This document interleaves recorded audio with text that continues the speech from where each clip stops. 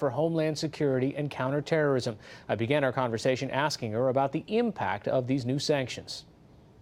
So the impact is to make clear that we are imposing consequences for Russian aggression and their interference or attempts to interfere in our political process. Specifically, the impact is for the individuals who have been sanctioned. It imposes a travel ban and inhibits anybody from doing and bars anybody from conducting financial transactions with them.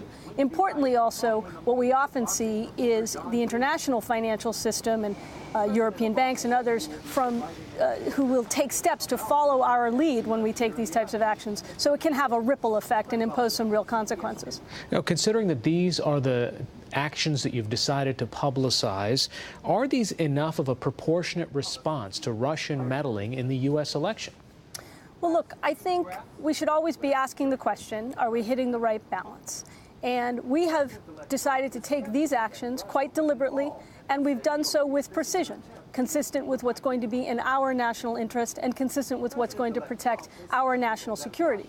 What I think your viewers should be very clear about is the actions taken today are done in response to a range of Russian aggressive behavior, both harassment and mistreatment of our personnel in Moscow, and of course the malicious cyber activities against and efforts to interfere in our election process. But these actions today follow very clear steps that we took earlier this year. The unprecedented disclosure and attribution to the highest levels of the Russian government that was done in a statement from the DNI and from the Secretary of Homeland Security back in October, making quite clear that we attribute the efforts to interfere in our election to the Russian government. And these actions today also follow repeated both public and private warnings to the Russian government, including at the level of the president. And these actions also follow extensive outreach to state and local governments to shore up their cyber defenses ahead of the election, because, of course, we were focused very keenly on maintaining the integrity of our election process. And these actions also follow our extensive briefing of Congress. How much of this is based on concern that the incoming administration might not take this step?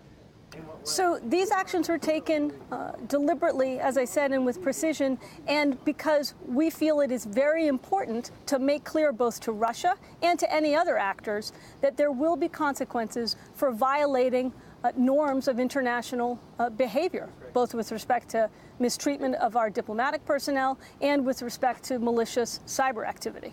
Now, you mentioned in this long report that there were government organizations, critical infrastructure entities, think tanks, universities, political organizations, and corporations that were all hacked. So besides the DNC, who else was hacked? Was the RNC or were the Republicans hacked as well?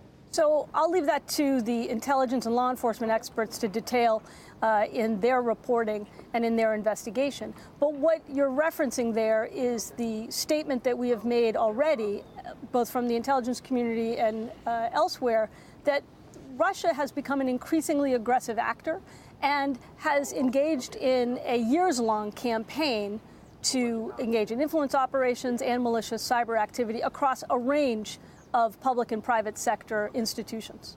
Now, since you've laid out that you know who's doing this, you know how they're doing this, can you say with any certainty that either the hacks have stopped or that we have defended against them?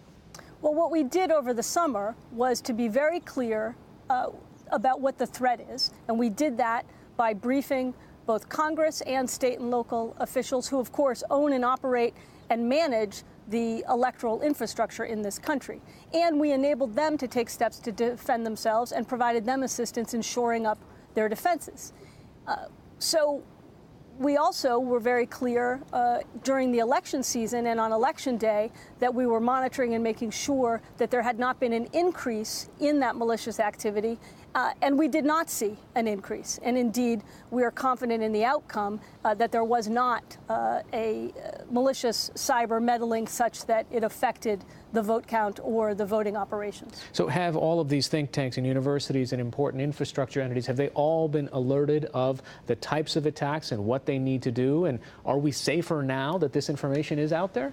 I think one of the steps we're taking today in the responses that we're issuing is very importantly to expose Russian activity. And so one of the elements of the announcement that we made today is a report by the Department of Homeland Security and the FBI that provides technical information that will allow network defenders, that's the owners and the operators of systems both in the public and private sector, to use that information to defend themselves. So we're exposing the Russian tactics, techniques, and procedures that they use to infiltrate our systems, allowing network defenders to defend themselves, and importantly, making it harder and more complicated for these malicious bad actors to undertake these activities. We're basically forcing them to re-engineer their approaches. All right, Lisa Monaco from the White House, thanks so much. Thank you.